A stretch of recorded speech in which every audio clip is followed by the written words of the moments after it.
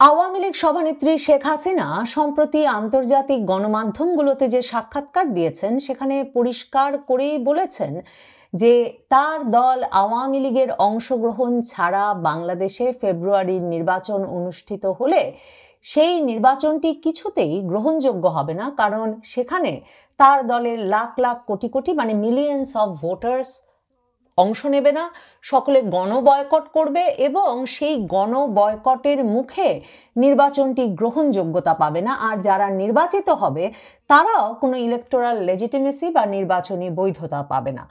তিনি ওই সাক্ষাৎকারগুলোতে, বিশেষ করে রয়টার্সের সাক্ষাৎকারে পরিষ্কার করে বলেছেন যে আওয়ামী লীগের ভোটারদেরকে তারা অন্য কোনো দলে ভোট দিতে বলছেন না এবং তিনি মনে করেন যে তার দলের ভোটাররা আওয়ামী লীগবিহীন ওই নির্বাচনে ভোট দিতে যাবে না। কিন্তু নির্বাচনটি ঠেকিয়ে দিতে হবে, নির্বাচন ঠেকাতে কোনো প্রত্যক্ষ ভূমিকা আওয়ামী লীগ নেতা কর্মী সমর্থকদের বিষয়ে কাছে তাকে রাখতে দেখা যায় নাই ওই সাক্ষাৎকারগুলোতে। তবে আওয়ামী লীগ যে নির্বাচনটিকে অগ্রহণযোগ্য করে তুলতে বিরামহীন কাজ করে যাওয়ার সিদ্ধান্ত নিয়েছে অন্তত আন্তর্জাতিক পরিসরে, সেটা ক্রমেই খুব পরিষ্কার হয়ে উঠছে। গত কিছুদিন ধরে শেখ হাসিনার আন্তর্জাতিক গণমাধ্যমের সঙ্গে সাক্ষাৎকারগুলোতে তো বটেই, গত কিছুদিন ধরে শেখ হাসিনা, আওয়ামী লীগের নেতারা অত্যন্ত সক্রিয় হয়ে উঠেছেন আন্তর্জাতিক পরিসরে তাদের প্রতি যে অন্যায় বা অবিচার করে তারা মনে করেন যে দলটিকে নিষিদ্ধ করে দেওয়া হয়েছে এবং তাদের নেতাকর্মীদের বিষয়ে যে গণগ্রেফতার, মামলা হামলা, ভয়াবহ নির্যাতন চলছে সেই বিষয়টি, এবং তারা মনে করছেন যে অন্যদিকে আন্তর্জাতিক পরিসরে জাতিসংঘ সহ বিভিন্ন প্রতিষ্ঠান যে বয়ান বা যে সমর্থন হাজির করেছে ইউনূস সরকারের প্রতি, এই প্রত্যেকটি বিষয়ে তাদের প্রশ্ন তোলা জরুরি হয়ে পড়েছে। এবং এর আগে আমরা দেখেছি যে সাবেক পররাষ্ট্রমন্ত্রী একে আব্দুল মোমেন তিনি জাতিসংঘ মহাসচিবকে সরাসরি চিঠি লিখেছেন। তিনি দীর্ঘ সময় জাতিসংঘ স্থায়ী প্রতিনিধি হিসেবে কাজ করেছেন এবং তিনি জাতিসংঘকে চিঠি লিখে বলেছেন যে জাতিসংঘ মানবাধিকার হাইকমিশনারের দফতর মানে ভলকার তুর্কের দফতর বাংলাদেশের জুলাই আগস্ট ঘটনা নিয়ে যে প্রতিবেদন তৈরি করেছে সেটা এত একপেশে কেন, এতটা ইউনূস সরকারের প্রতি পক্ষপাত দোষে দুষ্ট কেন, সেটা এখন জাতিসংঘ মহাসচিবের দ্রুত তদন্ত করে দেখা উচিত। কারণ তিনি প্রশ্ন তুলেছেন যে কি করে সেই প্রতিবেদনে জুলাই আগস্ট আন্দোলনকারীদের ভয়াবহ সহিংসতার কথা নাই, কি করে সেই প্রতিবেদনে পুলিশ হত্যার কথা নাই, কি করে সেই প্রতিবেদনে রাষ্ট্রীয় সম্পদে যে ধ্বংসযজ্ঞ চালানো হয়েছে জুলাই আগস্ট আন্দোলনের সময় সেই বিষয়গুলো কি করে নাই।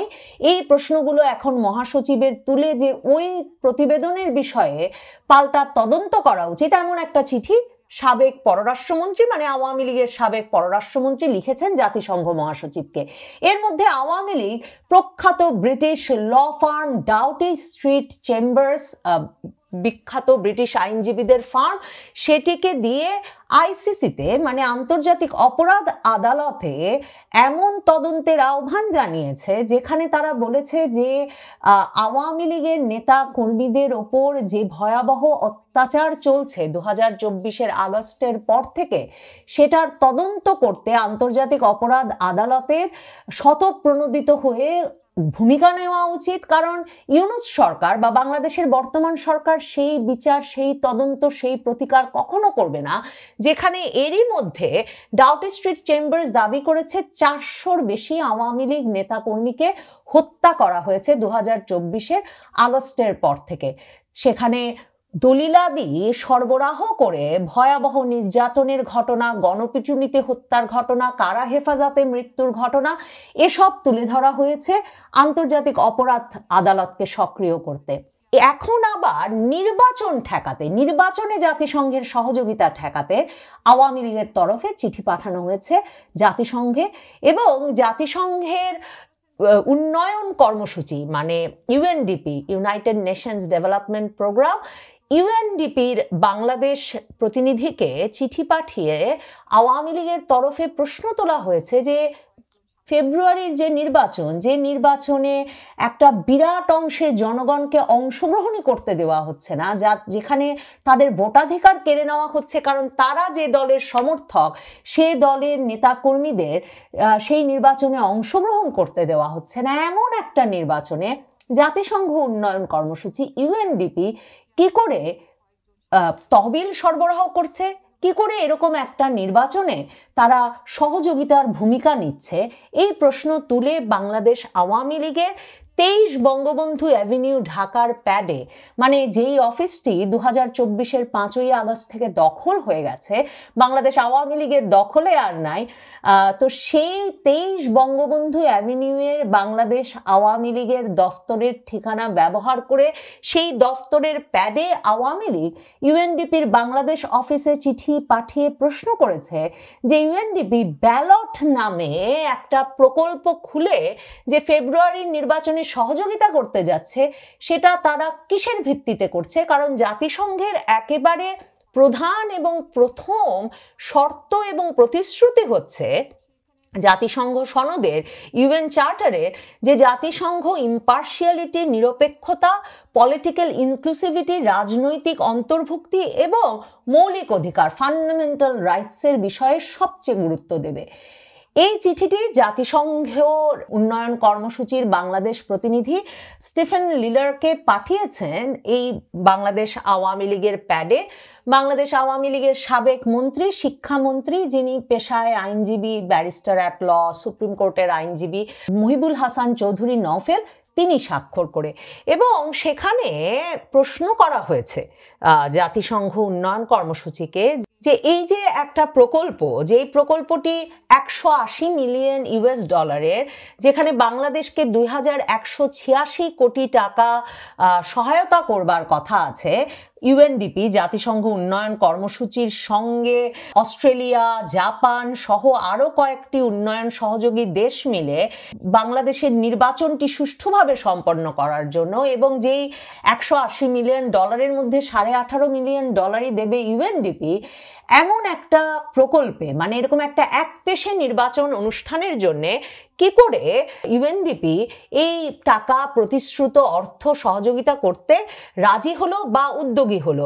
বাংলাদেশ আওয়ামী লীগ প্রশ্ন তুলেছে জাতিসংঘের কাছে, যে বলা হচ্ছে যে একটা স্বচ্ছ, অন্তর্ভুক্তিমূলক, বিশ্বাসযোগ্য নির্বাচন অনুষ্ঠান, যার মাধ্যমে নির্বাচন কমিশন শক্তিশালী হবে, তার প্রাতিষ্ঠানিক ভিত্তি শক্তিশালী হবে, যার মাধ্যমে ভোটাররা আরো বেশি এঙ্গেজ হবে, সম্পৃক্ত হবে নির্বাচনী প্রক্রিয়ায়, এমন একটা লক্ষ্য নিয়ে যে প্রজেক্ট, সেই প্রজেক্টে কি করে এই বিষয়গুলো বিবেচনা করা হচ্ছে না যে আগামী নির্বাচনে বাংলাদেশে কোনো আওয়ামী লীগের মতো একটা বড় দল, যেটিকে এই চিঠিতে আওয়ামী লীগ লিখেছে তারা largest opposition party of Bangladesh, বাংলাদেশের বৃহত্তম বিরোধী দল হিসেবে নিজেকে পরিচয় করিয়েছে আওয়ামী লীগ, সেই বাংলাদেশের বৃহত্তম রাজনৈতিক দল বা বিরোধী দলটাকেই অংশ নিতে দেওয়া হচ্ছে না।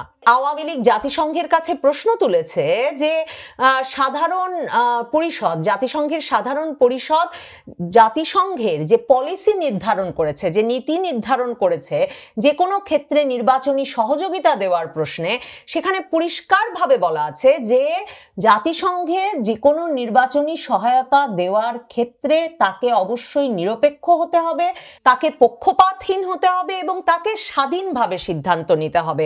এবং আওয়ামী লীগ মনে করাচ্ছে যে এটা স্পষ্টভাবে জাতিসংঘের নীতিতে লেখা আছে যে জাতিসংঘ এমন কোনো নির্বাচনে সহায়তা দেবে না, সহযোগিতা করবে না, যেই নির্বাচন একটা পলিটিক্যাল গ্রুপকে, একটা রাজনৈতিক পক্ষকে সহায়তা করে, ফেভার করে, আর অন্য রাজনৈতিক পক্ষকে এক ঘরে করে ফেলে বা তাকে আসলে এক রকমের অসুবিধাজনক অবস্থায় ফেলে দেয়।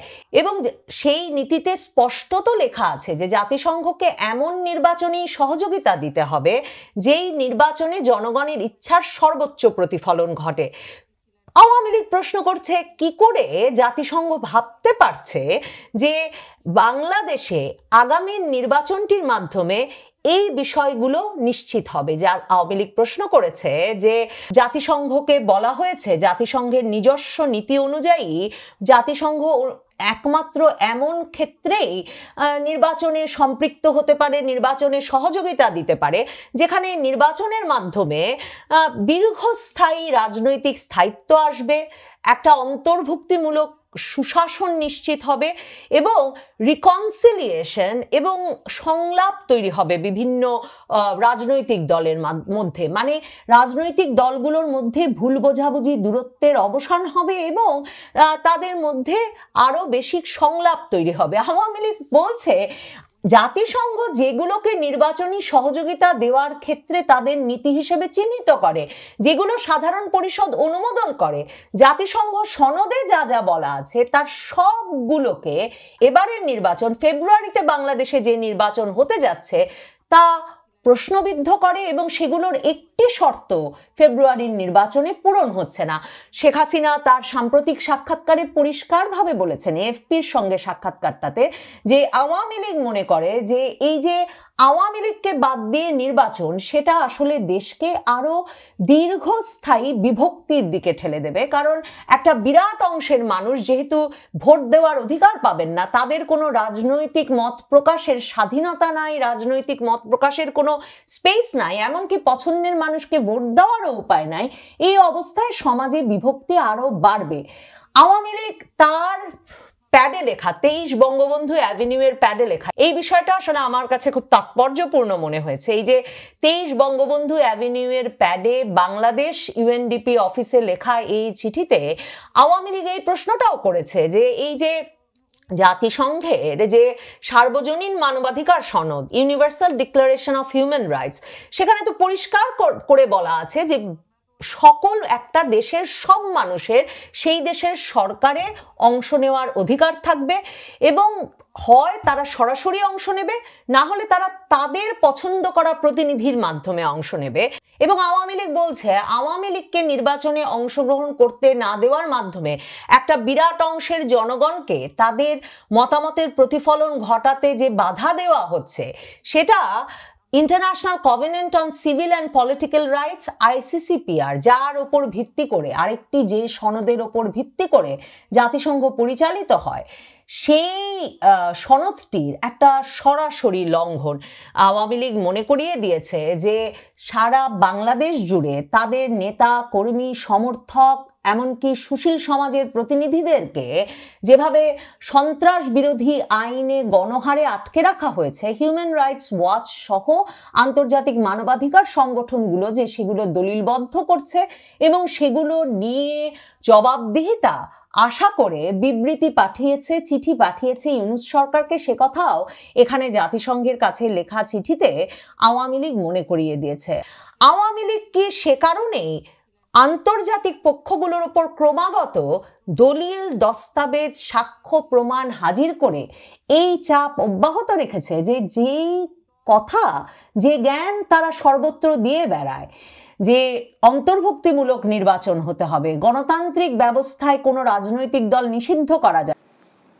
আমার মনে নাই ঠিক যে অনুষ্ঠানটা কি ছিল, তারপর কোন প্রেক্ষাপটে তিনি এই কথাগুলো বলেছিলেন, তার সেই বক্তব্যের যে অন্তর্নিহিত তাৎপর্য, এটা কি ছিল, ওটার পক্ষে কোনো কিছু বলার হয়তো কিছু ছিল, কিন্তু ওই সময়টিতে তাকে নিয়ে এতটা বেশি ট্রল হচ্ছিল, বিষয়টা নিয়ে এত ট্রল হচ্ছিল, তখন যদি এটা নিয়ে আমি কোনো পক্ষে বা বিপক্ষে যাই বলতাম না কেন, ওটা ঠিক আমিও ধারণ করতে পারতাম না, বিএনপিও হয়তো ধারণ করতে পারতো না। এই জন্য আসলে ওই বিষয়টা নিয়ে ওই মুহূর্তে আমি তেমন কোনো কথা বলিনি, আর কোনো ভিডিও করিনি।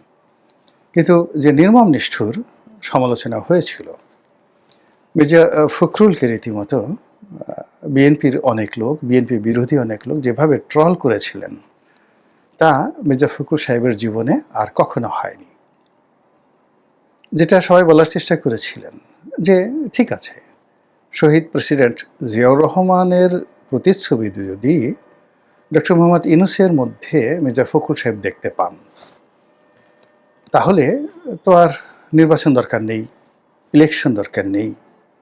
ডক্টর মোহাম্মদ ইউনূস আছেন, তিনি থাকুন। নির্বাচন হলে সেখানে প্রধানমন্ত্রী হবেন যাকে বলা হয় তারেক রহমান সাহেব। তো মির্জা ফখরুল সাহেব তো তারেক রহমান সাহেবের ভিতরে শহীদ প্রেসিডেন্ট জিয়াউর রহমানের প্রতিচ্ছবি দেখতে পাননি, কখনো বলেননি। আবার বিএনপির যারা লোকজন তারা কখনো চায় না যে তাদের পার্টির ফাউন্ডিং ফাদার, এই দলটি যিনি প্রতিষ্ঠা করেছেন, জিয়াউর রহমানের এই যে ভাবমূর্তি, তার যে ইমেজ, এটি অন্য কোনো নেতা দ্বারা প্রতিস্থাপিত হোক। এর কারণ হলো জিয়াউর রহমানের যে লিগেসি, তার যে ঐতিহ্য মুক্তিযোদ্ধা হিসেবে, তারপর সেই ৭ই নভেম্বরের পরবর্তী সময়ে সেনাবাহিনী এবং দেশে স্থিতিশীলতা বজায় কারী হিসেবে, দেশে প্রথম মার্শাল ল অ্যাডমিনিস্ট্রেটর হিসেবে সফল, প্রেসিডেন্ট হিসেবে সফল, একটি রাজনৈতিক দল প্রতিষ্ঠা করে যেভাবে তিনি জনপ্রিয়তা অর্জন করেছেন সফল, এবং সর্বোপরি তার যে মৃত্যু, এটি যেভাবে সারা বাংলাদেশের মানুষকে আবেগময় করে তুলেছিল, বিএনপির প্রতি মানুষের দুর্বলতা জন্ম দিয়েছিল, এবং বিএনপির সমর্থকদেরকে যেভাবে বজ্র কঠিন ইস্পাতের মতো পরস্পরের সাথে সম্পৃক্ত করেছিল, এটি অন্য কারোর সঙ্গে তুলনীয় নয়। হয়তো বেগম জিয়া, হয়তো তারেক জিয়া, হয়তো পরবর্তী অন্য কেউ বিএনপির নেতা, তারা কোনো কোনো ক্ষেত্রে শহীদ প্রেসিডেন্ট জিয়াউর রহমানের সফলতাকে ছাড়িয়ে যাবেন, কিন্তু অ্যাজ এ হোল তাদের কোনো কর্মকাণ্ড দ্বারাই সেই শহীদ প্রেসিডেন্ট জিয়াউর রহমানের প্রতিচ্ছবি অর্জিত হবে না। আর যদি সেটা হয় তাহলে বিএনপি ভেঙে টুকরো টুকরো হয়ে যাবে এবং সেখানে নতুন আরেকটি দল তৈরি হয়ে যাবে। তো কাজেই বিএনপি কখনো চাইবে না যে বিএনপির মধ্যে জিয়াউর রহমান সাহেবের চাইতে বড় কোনো নেতা আসুক, তার চেয়ে বড় কোনো রেভলিউশন সেখানে তৈরি হোক, এতে করে সেই বিএনপির যে স্বকীয়তা এটি হারিয়ে যাবে। আওয়ামী লীগের ক্ষেত্রে তিনবার এই ঘটনা কিন্তু ঘটেছে। প্রথমবার আওয়ামী লীগ প্রতিষ্ঠাতা মাওলানা আব্দুল হামিদ খান ভাসানী, তো যখন ভাসানীর সাথে বড় নেতা চলে এলেন হোসেন সৈয়দ সোহরাওয়ার্দী, ভাসানী শেষ, আওয়ামী লীগ ভেঙে গেল, আলাদা মানে যাকে বলা হয় সেই ন্যাপ তৈরি হলো, ন্যাশনাল আওয়ামী পার্টি তৈরি হলো। তো এরপরে হোসেন সৈয়দ সোহরাওয়ার্দীর জমানা চলতে থাকলো। একটা সময় হোসেন সৈয়দ সোহরাওয়ার্দীর চাইতে বড় নেতা চলে এলেন, হোসেন সৈয়দ সোহরাওয়ার্দীকে আমরা ভুলে গেলাম, এবং এখনও পর্যন্ত লিগেসিটা বঙ্গবন্ধু শেখ মুজিবুর রহমানকে নিয়েই আছে। এই হলো অবস্থা। এর মধ্যে আওয়ামী লীগ কতবার ভেঙেছে, বহুবার ভেঙেছে, স্বাধীনতার পরে, স্বাধীনতার আগে টুকরো টুকরো হয়ে গেছে। আবার সেই জোড়া লাগানো আওয়ামী লীগকে একত্র করেছেন বঙ্গবন্ধু কন্যা শেখ হাসিনা। কিন্তু সমস্যা হলো যে তাকেও যখন বলা হলো যে সে বঙ্গবন্ধুকে অতিক্রম করে ফেলেছে, শেখ হাসিনা যে কাজগুলো করেছেন, তার যারা তেল পার্টি, তো এই তেল পার্টি বা মালিশ পার্টি, এই তেল পার্টি তাকে বলাতো যে আপনি নোবেল পুরস্কার পাবেন, পাওয়া উচিত, তো যারা নোবেল দিচ্ছে না তারা শেষ হয়ে যাবে, আপনি যেভাবে আওয়ামী লীগকে যে পর্যায়ে নিয়ে আসছেন বঙ্গবন্ধু থাকলে এটা পারতেন না। ফলে কি হলো, এই কথাবার্তার ফলে শেখ হাসিনার কি হয়েছে আর আওয়ামী লীগের কি হয়েছে এখন একটু দেখার চেষ্টা করেন। তো সেই দিক থেকে বিএনপির যারা নেতৃস্থানীয় লোকজন রয়েছেন তারা কখনো চাইবেন না যে দলের ভিতরে এমন কেউ আসুক যারা সেই শহীদ প্রেসিডেন্ট জিয়াউর রহমানের চাইতে যোগ্যতম হয়ে যান। এই জন্য পার্টির মধ্যে কখনোই কাউকে জিয়াউর রহমানের প্রতিচ্ছবি হিসাবে কেউ বর্ণনা করেনি। তো সেক্ষেত্রে হঠাৎ করে জিয়াউর রহমানের প্রতিচ্ছবি যখন ডক্টর মোহাম্মদ ইউনূসের মধ্যে দেখা গেল, বোঝার চেষ্টা করুন যারা মাথায় ঘিলু আছে যাদের বিএনপির, তারা কিভাবে এটাকে রিয়্যাক্ট করেছে, সিরিয়াসলি রিয়্যাক্ট করেছে। আর যারা বিএনপির বিরুদ্ধের যারা লোকজন রয়েছে তাদের বক্তব্য হলো যে তাহলে আর দরকারটা কি, নির্বাচন করে পয়সা খরচ করার দরকার কি, ডক্টর মোহাম্মদ ইউনূস যেভাবে আছে সেভাবে থাকুক, এনসিপির সঙ্গে বিএনপি এক হয়ে যাক, দুটো দল একসাথে কাজকর্ম করুক, এবং তাকে দ্বিতীয় জিয়াউর রহমান উপাধি দিয়ে বিএনপির যারা লোকজন রয়েছে তারা ঠিক ইনকিলাব জিন্দাবাদ বলে সেই নতুন ধারা রাজনীতি তারা শুরু করুক। ফলে কি হলো, এই যে জিয়াউর রহমানের মধ্যে যে প্রতিচ্ছবি, ডক্টর মোহাম্মদ ইউনূসের মধ্যে জিয়াউর রহমানের যে প্রতিচ্ছবি, এটা নিয়ে ওই সময়টাতে এইরকম কথাবার্তা আলোচনা হতো। তো এখন যখন আমরা এই কথা বলছি এবং এই কথা বলার প্রয়োজন হলো যে ওই প্রেক্ষাপটটা এখন রিভার্স হয়ে গেছে। মির্জা ফখরুল সাহেব যখন এই কথাগুলো বলেছেন জুলাই সনদ স্বাক্ষরের আগে, ঠিক সেই সময়টিতে মনে করা হতো যে ডক্টর মোহাম্মদ ইউনূসের সঙ্গে বিএনপির একটা হরিহর আত্মার সম্পর্ক। বেগম জিয়া তাকে অত্যন্ত সম্মান করেন, তিনিও বেগম জিয়াকে সম্মান করেন। তারেক জিয়া মুরব্বী হিসাবে তাকে সম্মান করেন, মর্যাদা দেন, এবং বিএনপির হাই কমান্ড তারা হয়তো এরকম একটা সিদ্ধান্ত নিয়েছিল যে কোনো অবস্থাতেই তারা যাকে বলা হয় ডক্টর মোহাম্মদ ইউনূসের বিরুদ্ধে যাবে না। এজন্য তাকে তেল মারতে হবে, তাকে ফ্লার্টিং করতে হবে, তাকে রাজি খুশি করতে হবে, তাকে ইন্সপায়ার্ড রাখতে হবে। দ্বিতীয়ত, ডক্টর মোহাম্মদ ইউনূসের সঙ্গে বিএনপির যে সম্পর্ক, এটাকে এতটা কাপে কাপ মেলাতে হবে যেন বাইরের কোনো লোক, দ্বিতীয় পক্ষ বা তৃতীয় পক্ষ, ওখানে টুস করে ঢুকে বিএনপিকে তাড়িয়ে ডক্টর মোহাম্মদ ইউনূসের কাছাকাছি যেতে না পারে। যেভাবে জামাত প্রথম দিকে ডক্টর মোহাম্মদ ইউনূসকে খুব তেল মারতেন, জামাতের নেতারা প্রায় সবাই ওয়াজ মাহফিলে বলতেন যে উনি হলেন আল্লাহর পক্ষ থেকে দেয়া একটা নেয়ামত, তার বিরোধিতা করা হারাম, ইমানই থাকবে না।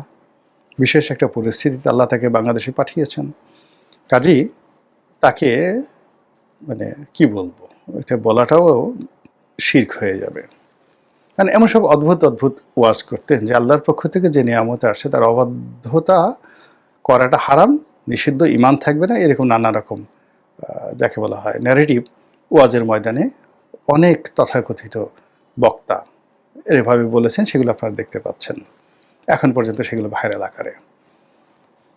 এরপর এনসিপির যারা লোকজন, তাদেরকে ডক্টর মোহাম্মদ ইউনূস তো বলেছেন যে ওরাই আমাকে নিয়োগ দিয়েছে, আর তারাও বলেছে আমরাই তাকে নিয়োগ দিয়েছি। তো এদের মধ্যে একটা দাদা নাতির সম্পর্ক, পিতা পুত্র সম্পর্ক, যেরকম নানা নাতির সম্পর্ক, হোয়াট এভার মেবি, একটা মধুর সম্পর্ক ছিল। আমাদের আবহমান বাংলায় যে সম্পর্কগুলো হয়, খালি যেহেতু বয়স বেশি না, শালাদুলা বয়স যে সম্পর্ক, এটা বলতে পারবো না। আমাদের মধ্যে কতগুলো সম্পর্ক আছে যেখানে একটু খোঁচাখুচি করা যায়, কোলাকুলি করা যায়, কুতকুত খেলা যায়, গুঁতো দেওয়া যায়, এরকম। তো এই সম্পর্কগুলো সাধারণত নানা নাতির সাথে ভালো হয়, দাদার সাথে নাতির সম্পর্ক ভালো হয়, এবং ইদানিং এখন বাপ আর ছেলেদের মধ্যে এরকম সম্পর্ক চলে আসছে। আমাদের সময় আমরা যেমন বাবাকে চাচাকে খুব ভয় পেতাম, কিন্তু ইদানিং দেখা যাচ্ছে যে বাপ আর ছেলে অনেকটা বিয়ের মতো, শালা বিয়ের মতো, শালা সম্বন্ধীর মতো এরকমভাবে একসাথে দুষ্টামি করে। তো যা হোক, এনসিপির যারা নেতৃবৃন্দ রয়েছেন প্রথম দিকে তাদের সাথে ডক্টর মোহাম্মদ ইউনূসের এরকম একটা সম্পর্ক ছিল। তারা একে অপরকে ফ্লার্ট করতেন, একে অপরের সঙ্গে খুনসুটি যেতেন, কাছাকাছি ডাকতেন, কাছাকাছি খাবার দাবার করতেন, একসাথে ভ্রমণ করতেন, নানা রকম। তারা এখান থেকে রংপুর আবু সাইদের বাড়িতে গেছেন, আমেরিকাতে গেছেন, লন্ডনে গেছেন, কত জায়গাতে গেছেন। কিন্তু সেই সম্পর্কটা এখন আর নেই। তাদের সেই জামাত এবং এনসিপি তাদেরকে সেখান থেকে রীতিমতো তাড়িয়ে সেখানে জায়গাটা করে নিয়েছিলেন বিএনপির যারা লোকজন আছে তারা। এবং কোন অবস্থায়, মহব্বতের কোন অবস্থায় পৌঁছলে বিএনপি, দেখা গেল যে বিএনপির 3 জন নেতাকে নিয়ে ডক্টর মোহাম্মদ ইউনূস সরকারি খরচে তিনি সেই জাতিসংঘের অধিবেশনে তিনি ভ্রমণ করে এসেছেন। তো কাজেই বিএনপি সবসময় চেয়েছে যে তাদের মধ্যে যে এখন মধুরতম সম্পর্ক যাচ্ছে, এর মধ্যে যেন কোনো ভিলেন মুহাহাহা করে ঢুকে না পড়ে, কোনো ভিলেন এসে যেন এই তাদের মধুরতম সম্পর্ককে বিষাক্ত করতে না পারে। এই জন্য কী করতে হবে, ডক্টর মোহাম্মদ ইউনূসের প্রশংসা করতে হবে। আর প্রশংসা করার জন্য এখন মির্জা ফখরুল সাহেব, তিনিও বয়স্ক মানুষ, একটা কথা বলে ফেলেছেন, এবং সেটা নিয়ে আমি তো বললাম যে যা যা ট্রল হবার তা হয়েছে, কিন্তু বিএনপির শেষ রক্ষা হয়নি।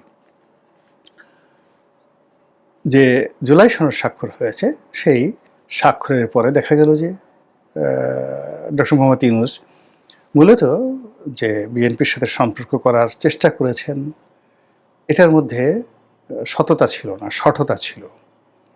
আর এ কারণে বিএনপি বিক্ষুব্ধ হয়ে বলছে যে আমাদের সঙ্গে প্রতারণা করা হয়েছে, জাতির সঙ্গে প্রতারণা করা হয়েছে।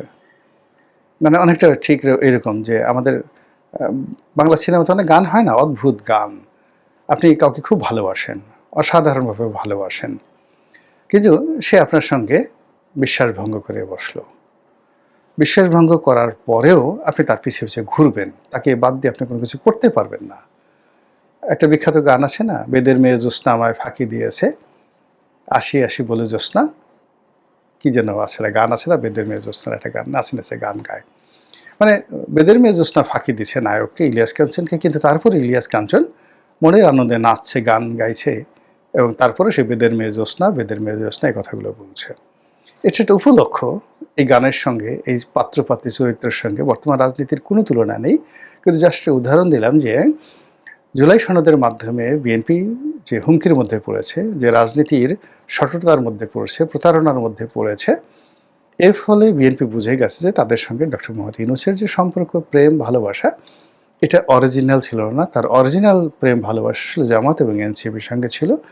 ফলে এখন ওই যে মির্জা ফখরুল সাহেবের সেই কথা, জিয়াউর রহমানের যে প্রতিচ্ছবি, এটা নিয়ে আবার নতুন করে ট্রল হচ্ছে। কি ট্রল হচ্ছে? এখন যে ভোটের কথা বলা হচ্ছে, গণভোট, জুলাই সনদ গ্রহণ করার ব্যাপারে বা বর্জন করার ব্যাপারে একটা গণভোট হবে, হানা ভোট। বিএনপি এই ভোটটা দিতে চাচ্ছে না। কেন?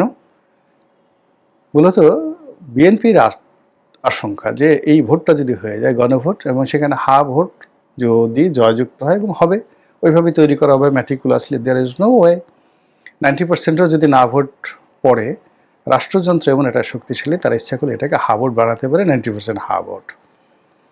তো এই জন্য হা ভোট যদি হয়ে যায়, জুলাই সনদ গৃহীত হলো, ওটাকে বলা হলো এটা একটা বিপ্লবী সরকার, সংবিধানবাদ, এই সরকার আরও 5 বছর থাকবে, বিএনপির কিচ্ছু করার থাকবে না। এই জন্য বিএনপি আসলে এই নির্বাচনটা দিতে চাচ্ছে না।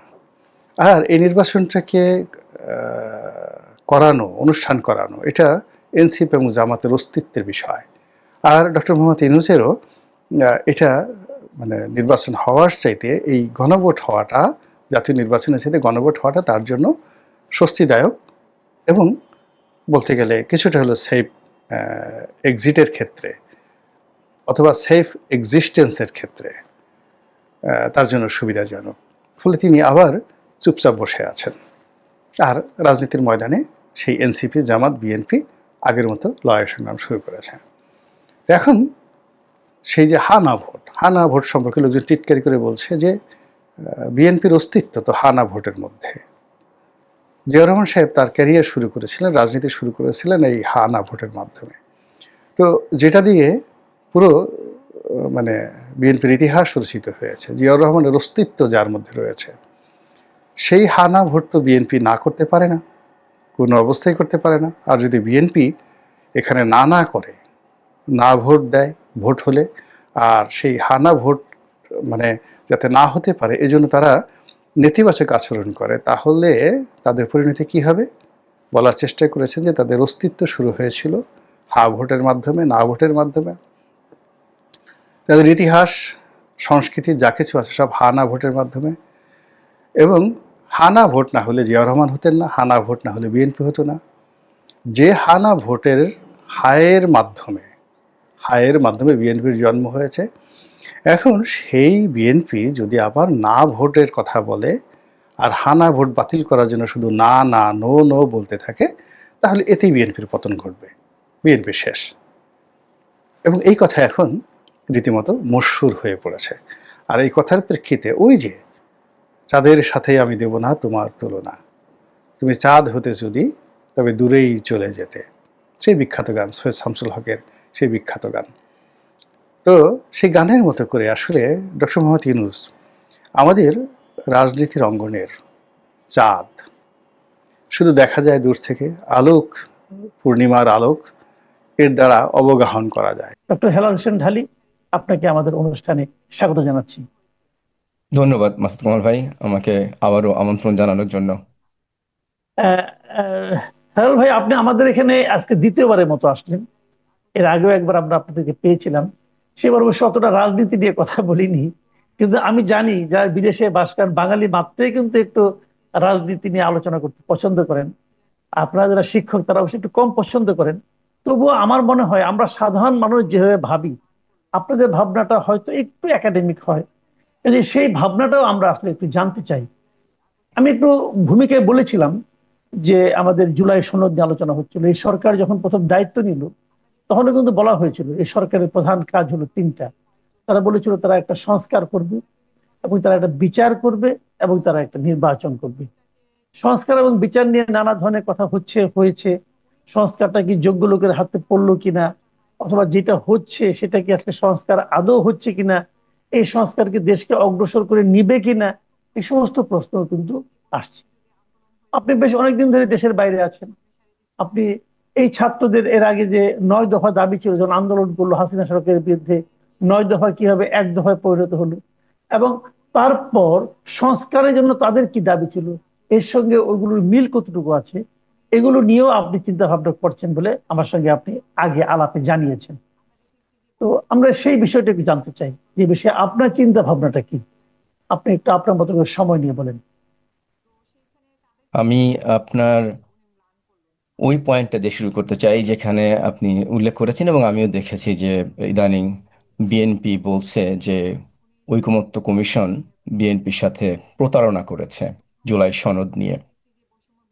আমি যদি পুরো জুলাই সনদের আম, আপাদমস্তক মানে শুরু থেকে পুরো শেষ পর্যন্ত প্রক্রিয়াটা দেখি, যেমন জুলাই সনদের প্রেক্ষাপট, জুলাই সনদ করার যে কমিশন গঠন হলো, সংস্কার কমিশন, কিংবা জুলাই সনদের যে বিষয়বস্তু, জুলাই সনদ বাস্তবায়ন প্রক্রিয়া এবং এর ফলাফল বা দূরবর্তী প্রভাব কি, পুরো বিষয়টা বিবেচনা করলে শুধু ঐকমত্য কমিশন বিএনপির সাথে প্রতারণা করেছে বিষয়টা তা না, পুরো বিষয়টাই প্রতারণা মনে হয়।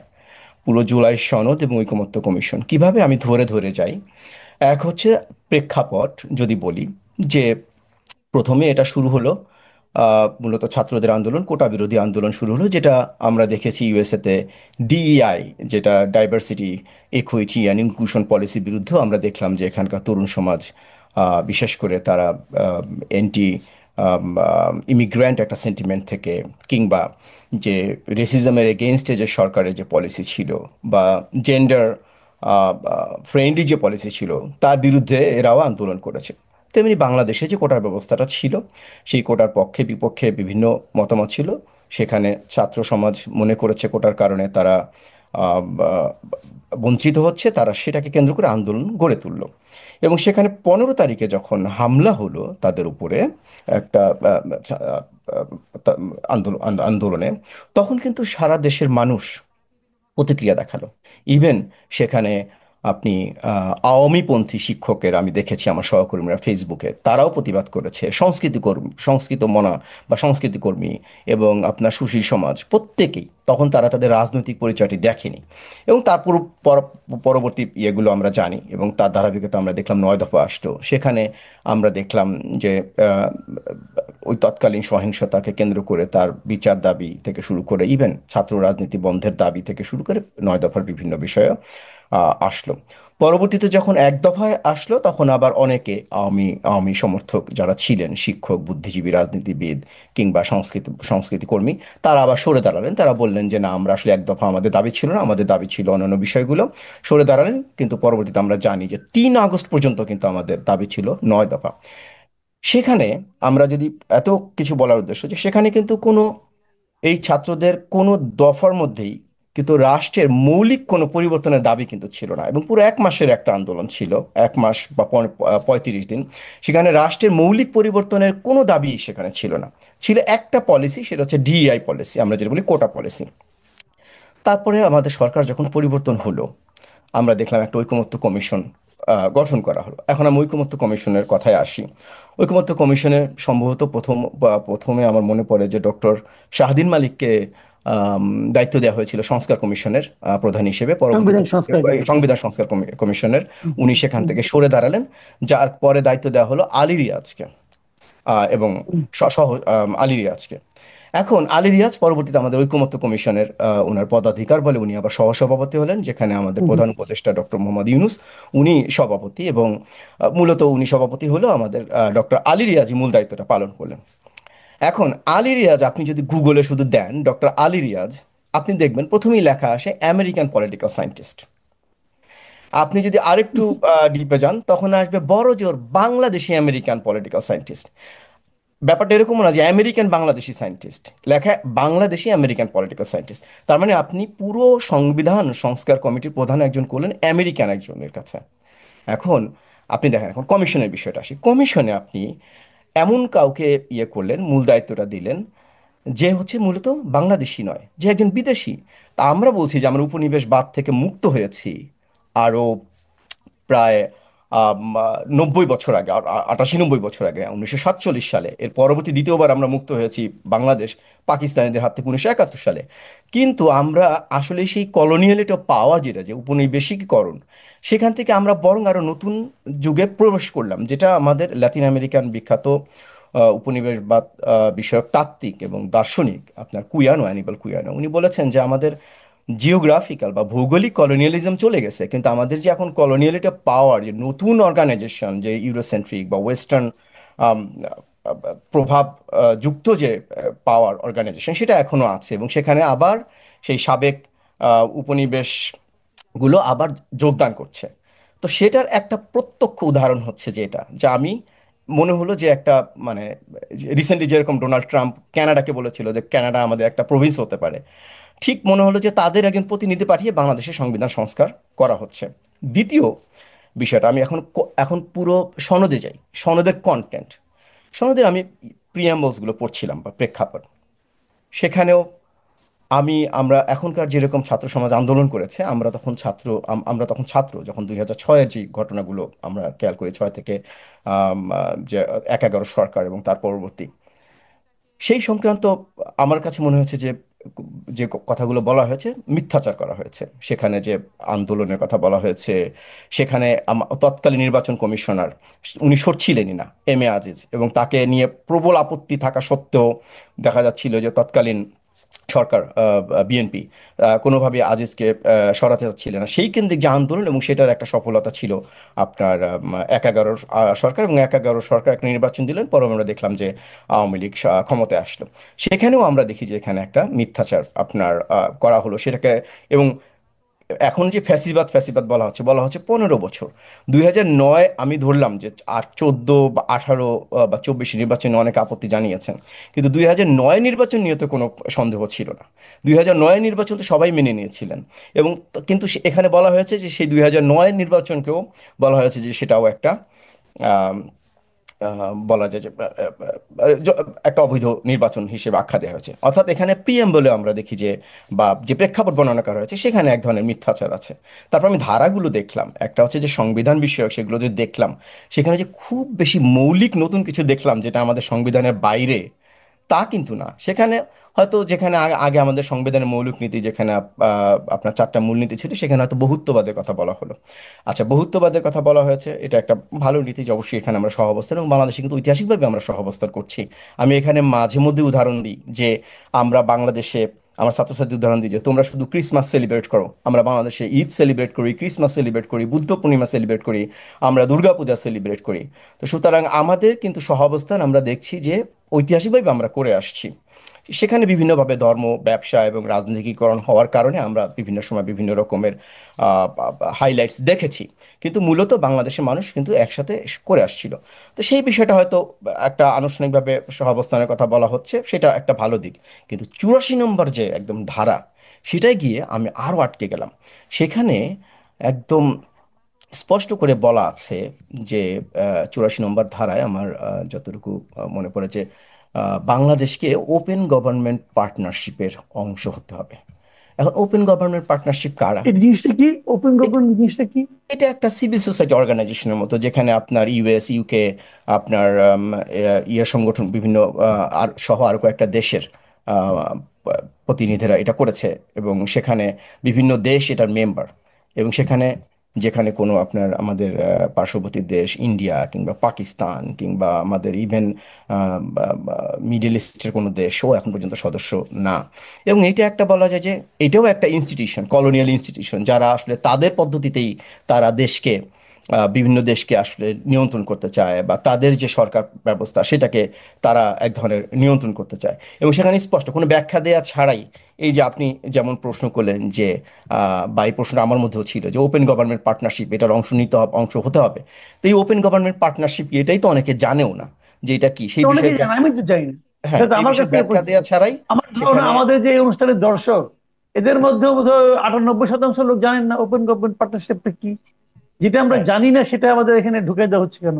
হ্যাঁ, এবং এটা এমন ভাবে ঢুকায় দেওয়া হয়েছে যে শেষে মনে হচ্ছে যে এটা একটা কম গুরুত্বপূর্ণ জিনিস, কিন্তু এটা কিন্তু এখানে ঢুকিয়ে দেওয়া হয়েছে। এবং সেখানে জাস্ট কোনো রকমের ব্যাখ্যা ট্যাখ্যা ছাড়াই বলা আছে যে, আমি একটু আপনাকে একটু মনে করে বলছি, হ্যাঁ বলা আছে যে ওপেন গভর্নমেন্ট পার্টনারশিপের পক্ষভুক্ত হওয়া, বাংলাদেশকে রাষ্ট্রীয়ভাবে ওপেন গভর্নমেন্ট পার্টনারশিপের পক্ষভুক্ত হতে হবে। আমার কথা হচ্ছে যে কেন আমাকে ওপেন গভর্নমেন্ট পার্টনারশিপের পক্ষভুক্ত হতে হবে? আমি কেন আমাকে আরেকজনের, আমি গত পর্বে বলছিলাম যে সাবজেক্ট করে ফেলবো, আমি সেখানে করব আমাদের নিজস্ব ব্যবস্থা যেখানে আছে। তো দেখেন, আমরা প্রেক্ষাপটে দেখলাম, কমিশন গঠনে দেখলাম এবং কন্টিনিউ দেখলাম যে আমরা নিজেকে একদম অনুগত করে ফেলছি, সাবমিট করে দিচ্ছি না, বহির্বিশ্বের আমি কাছে। ঠিক আছে, আমি বুঝলাম আপনি যেটা বলছেন যে আমরা একজনের ঔপনিবেশিক ধারার মধ্যে ইয়ের মধ্যে চলে যাচ্ছি। ওনার হয়তো ওনার এটা প্ল্যান ছিল, কিন্তু আমার কথা হলো কি যে ওপেন গভর্নমেন্ট পার্টনারশিপের পক্ষভুক্ত হলে আমার লসটা কি আর লাভটা কি, এটা কি আপনি বুঝেন?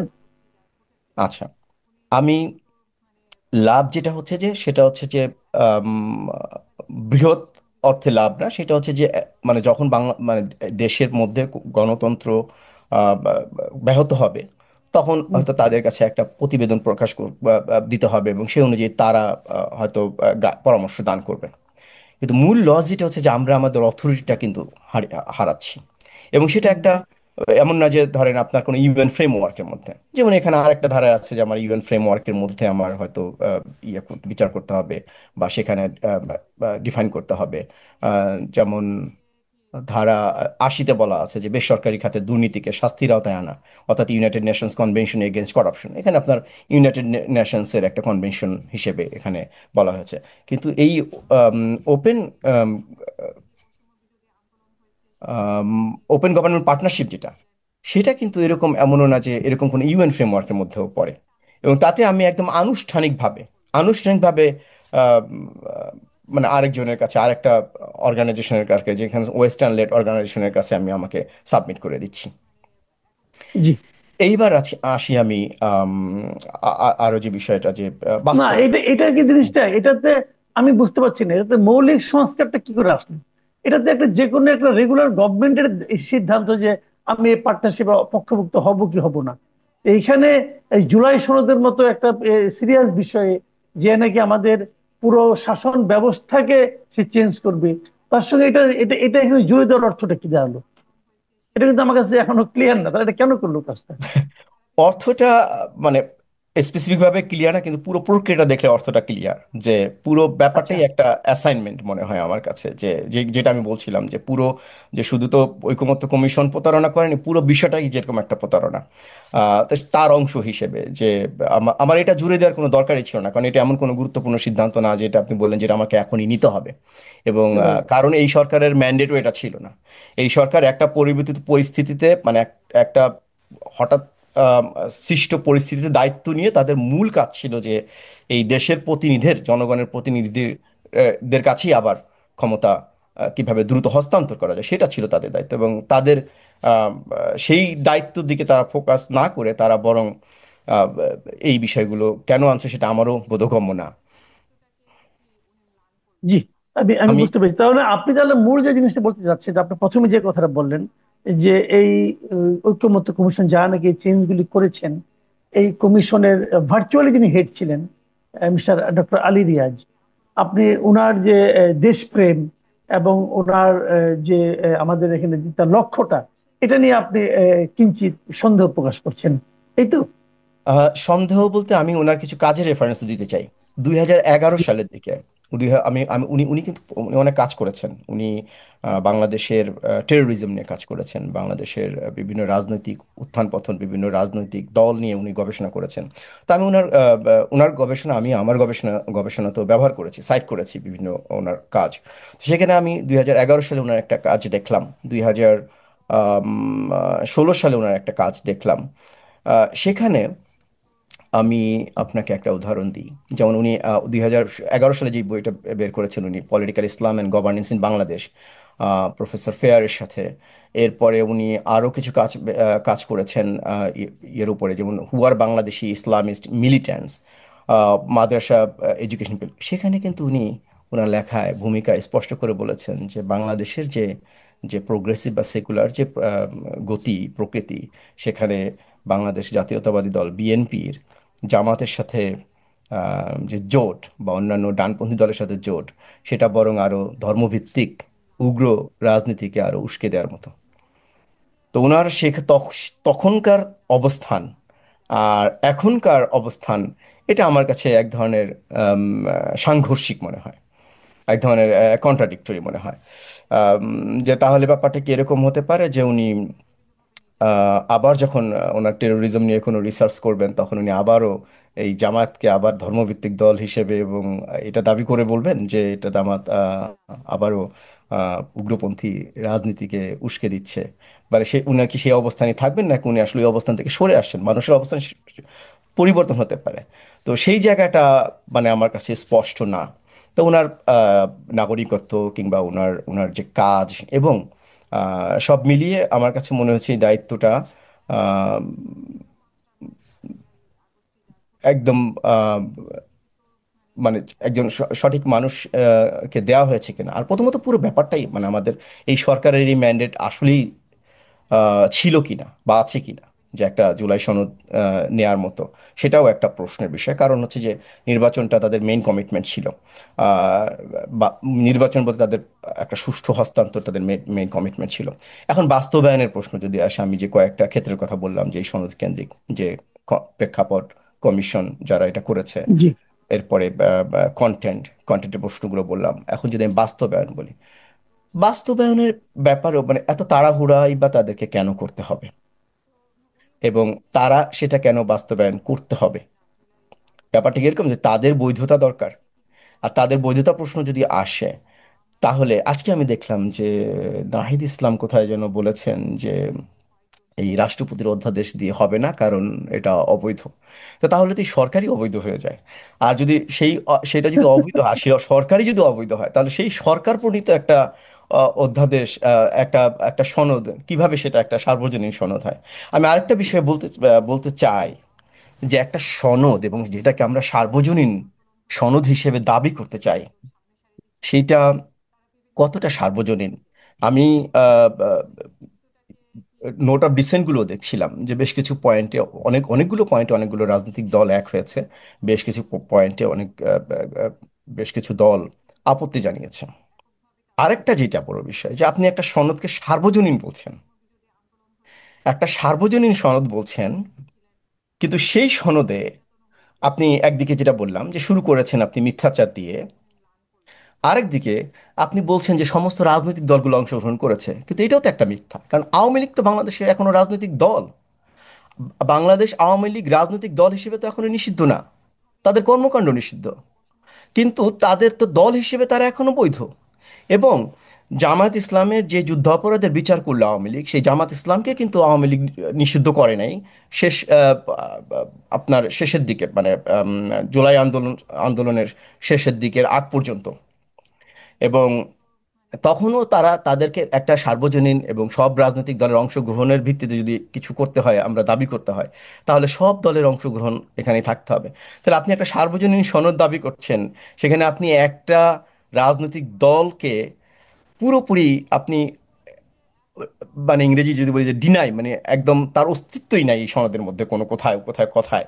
এবং সেই মুক্তিযুদ্ধের ইতিহাসের কথায় তার অস্তিত্ব নাই, মুক্তিযুদ্ধের এখানে যে বলা হয়েছে বর্ণনায়, সেখানে মুজিবনগর সরকারের কথা নাই। মানে অর্থাৎ আপনি একটা একটা দেশের স্বাধীন দেশের আপনি একটা সনদ তৈরি করছেন, কিন্তু সেই স্বাধীনতার ইতিহাসেরই আপনি সম্পূর্ণ অংশ এখানে আনলেন না। তাহলে এটা কিভাবে সার্বজনীন হয়? সেই প্রশ্ন তো এখানে থেকে যায়।